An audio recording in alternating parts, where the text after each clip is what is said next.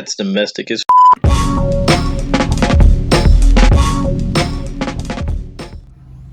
So what is up, guys? We are now at a place where freedom is distributed across the United States. We are at Summit Racing Equipment down here in McDonough, Georgia. I know I said the next video would be me putting the cage in, but looks like we got a couple issues. Well, one issue, water pump. So we're running down here before the track day. Got to get that in today. So let's jump to go grab a water pump and start getting that in the car.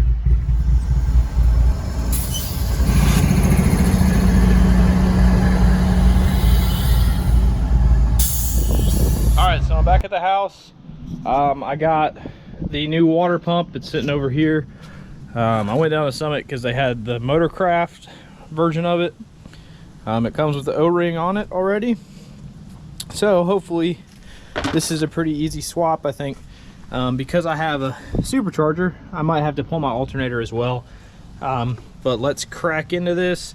I'll do a little how-to. It's really just the pulley and then the 4 bolts and then swap it out. Not too complicated. I picked up some other stuff, so maybe we'll get into that in this video. But let's jump into pulling the intake off and then seeing what we got underneath there. All right, so with the intake off, as you can see, the way the supercharger turns the alternator around on the Celine setup, we're gonna have to pull that. So I'm gonna pull the alternator off now, and then we'll get down to the pulley down there. Okay, I did forget to take the belt off before I pulled the alternator off. So make sure you take the belt off. Essentially push down on the tensioner, as you can see, if I don't hurt my hand, and pull the belt off. So you got the belt off now, and then now we can take the rest of the alternator off. So I got the alternator out of the way, but you can now see, I don't know if you can see that, but the bottom, I think that's the return hose of the main radiator hose that feeds into the motor here through this Celine piece. It gaps between here and here. It looks like there's a leak at the bottom of it. So probably tighten down this hose clamp. You can see there's some corrosion built up.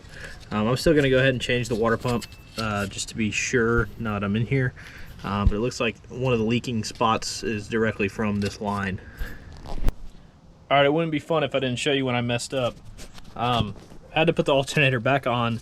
I tried to get the impact out to get the bolts off for the pulley. Instead, I'm just gonna go ahead and try to get them off with a wrench while the pulley's on there with the belt tight. So let's keep working on that, and then we'll pull everything off. So we got the pulley off, took the alternator back off. I got all the 4 bolts loose around it, so let's see if we can pull this guy out. It's pretty tight in there. There we go. There it is.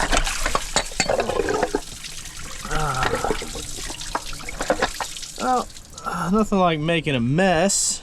Damn it. Go get a bucket. I will be right back. Shit. Alright, so put a bucket under there. Yeah. I've had brighter ideas than thinking that a water pump would fucking leak like that. So it's all of the fluid. I'm gonna try to swap these over really fast. This one's already got the gasket on it. Some of them come without that installed. Line this baby up, and I'm just gonna slam this one in so we don't lose too much fluid and make too much of a mess. So let's do that real quick. So pull the old one off, slap the new one on. Doesn't actually look like there's anything wrong with this one. I mean, it turns okay. Essentially, doesn't seem like it's bound up or anything. So we'll see if it makes a difference. If it doesn't, then I don't know what to do. That's the last component of the vehicle that hasn't been changed for the cooling system. So let's get this button back together, and maybe I got one more thing to show you. All right, so we got that done.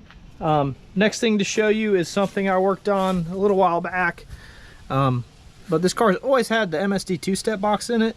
Has been wired up, but the harness that goes to all the coil packs I did not have. So I reached out to MSD Ignition, got the right part and wired up the coil packs here. So the harness is now connected. We have this thing set at, let's see, 3200 I want to say. So go ahead and let's give this a quick listen.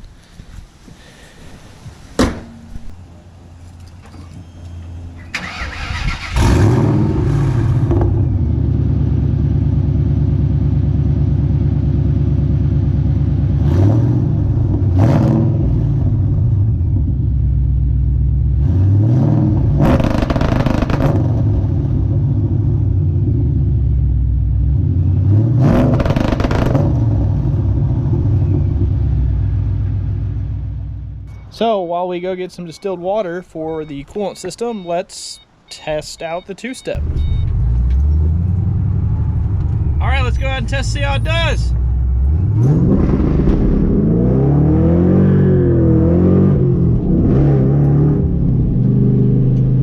think it's set a little high. Might be a little high. Just blew the tires off. Give this another shot. See what it does.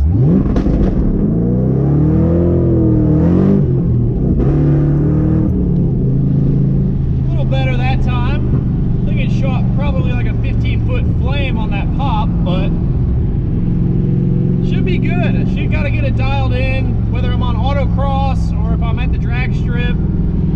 Just another tool in the toolkit to be able to go faster. I mean, that's it.